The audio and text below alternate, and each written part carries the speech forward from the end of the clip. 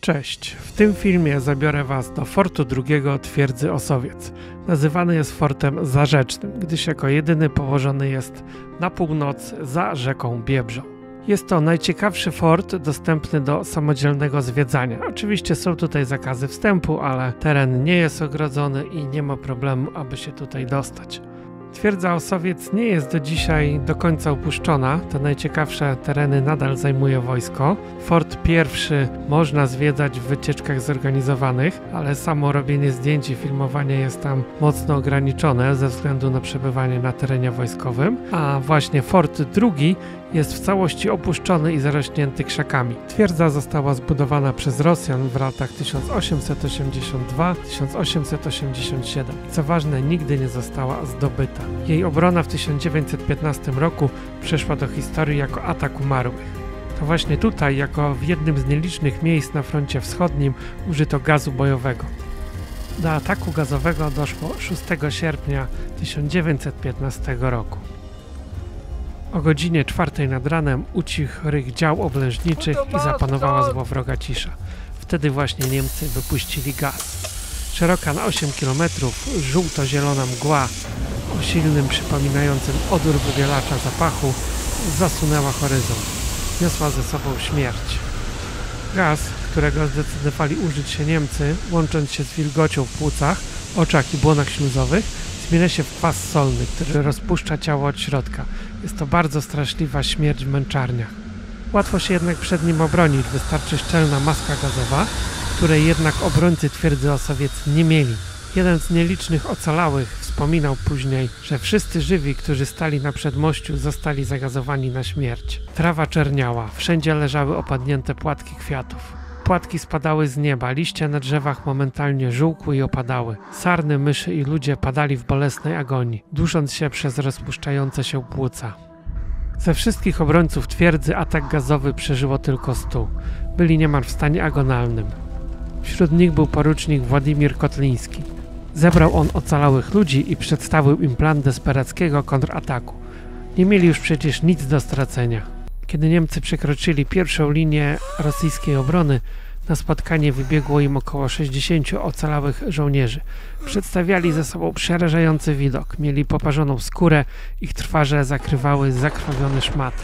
Niemcy byli przerażeni. Wyglądało to, jakby trupy wstały z grobów, żeby wziąć odwet za ich zbrodnie. Rosjanie zdołali tym razem obronić twierdzę, jednak wiedzieli, że nie będą w stanie utrzymać jej dłużej. Przyszedł więc rozkaz odwrotu i wtedy właśnie po raz pierwszy twierdza została wysadzona, pozbawiono ją jakichkolwiek walorów strategicznych. Na początku lat 30. XX wieku Polska postanowiła zmodernizować twierdzę.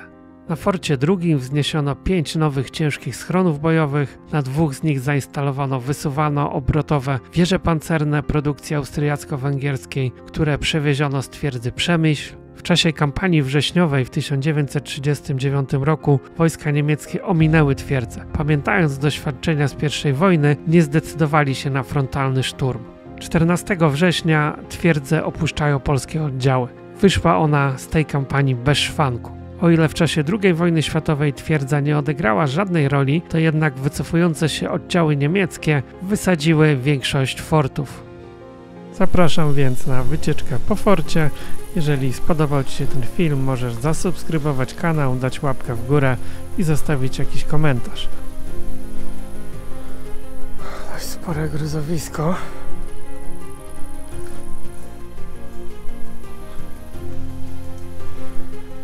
Może jest jeszcze framuga stalowa z drzwi. Może da się tam gdzieś wejść. Tutaj widać, jaką siłę miał wybuch. Są powyginane druty.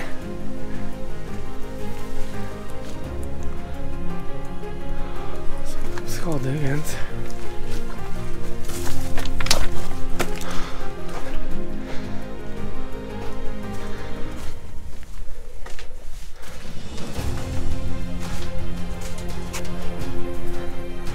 Jest jeszcze numer z czasów wojskowych zachowany.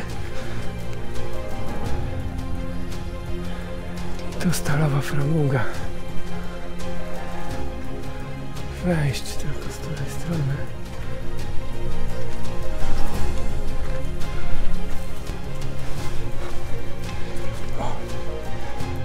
Wreszcie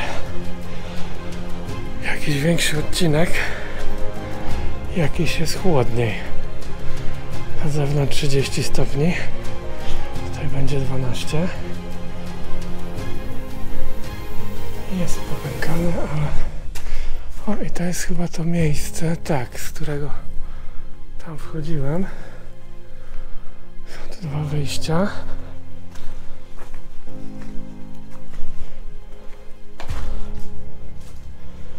No i dalej jest zasypane.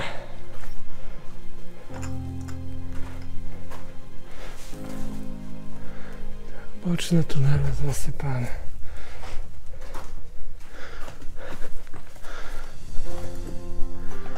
O, ale za to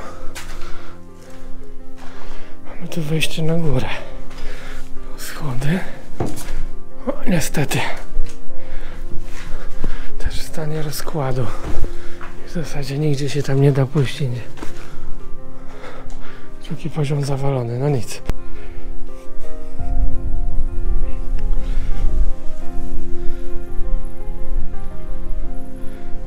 Liścia armaty już dawno nie ma.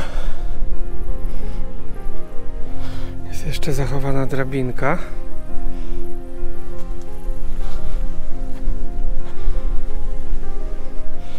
Tutaj jest kopuła pancerna. Zachowana w całości. Fajnie by było wejść jakoś od spodu tam. Już widać, jest powysadzane dość mocno. Ale może się da z drugiej strony. Tutaj widać miejsca po płytach pancernych. Może były to gniazda karabinów maszynowych. I jest wejście. Strzelnica obrony wejścia. A tutaj zbrojenie mocno wyrwało. Zachowała się jeszcze framuga drzwi. Sporo komarów tu lata. I tu mamy wyjście tak, prosto do kopuły pancernej. Strzelec wchodził do środka. Zachowała się w całości nawet. No, wchodzimy niżej.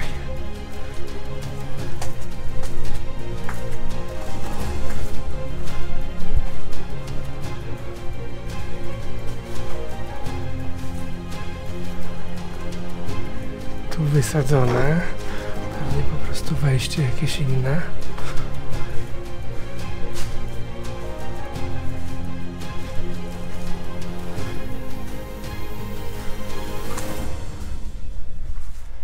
No, dość sporo zakamarków.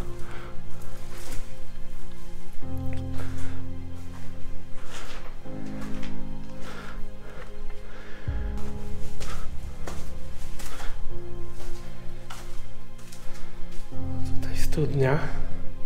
O, i to jest chyba to, tak.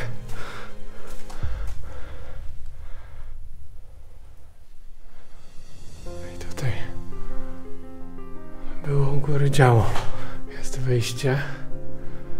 Nie widzę żadnych napisów. Być może gdzieś jakaś tabliczka znamionowa się zachowała, ale goni mnie dziś czas. Może to była zrzutnia łusek.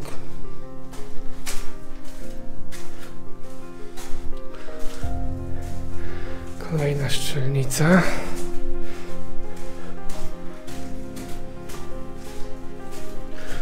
I kolejna strzelnica. Spróbuję wejść teraz z drugiej strony.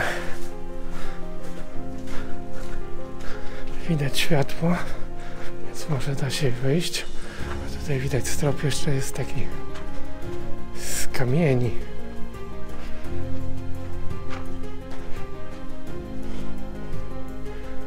Takie małe pomieszczenia.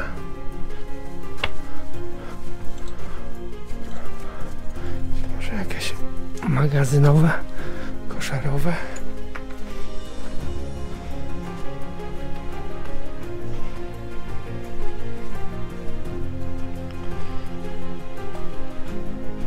Wyjście zapewne jest.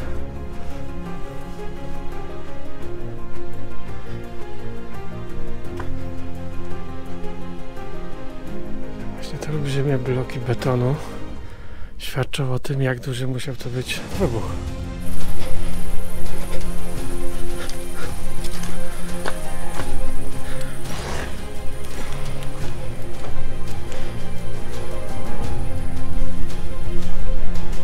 Więc tu pójdę zaraz, na razie w tą stronę. Aż duża framuga drzwi, została większość już skradziona.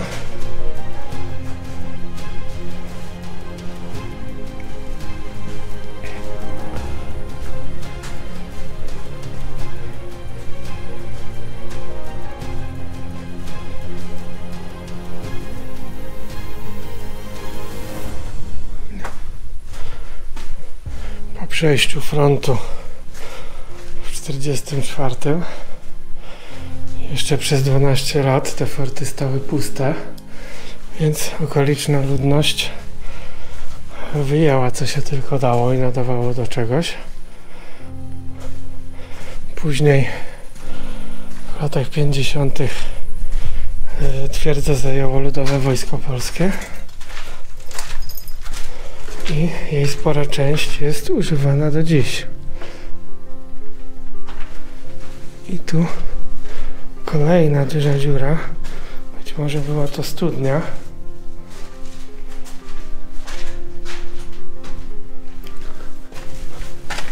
Tutaj kolejna kopuła pancerna, więc ten fort miał ich trochę. Myślę też, że nie wszystkie się zachowały do naszych czasów, ale i tak nie jest źle, biorąc pod uwagę inne obiekty tego typu w kraju, gdzie są ugołocone z żelastwa.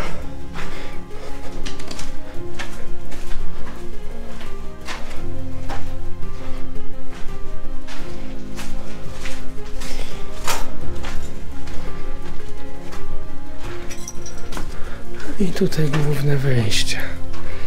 W ostatnich latach były plany odnowienia tego fortu, wybudowania mostu, udrożnienia fosy, ale oczywiście nic z tego nie wyszło. Obiekt robi naprawdę niesamowite wrażenie, ale póki co nadal niszczeje.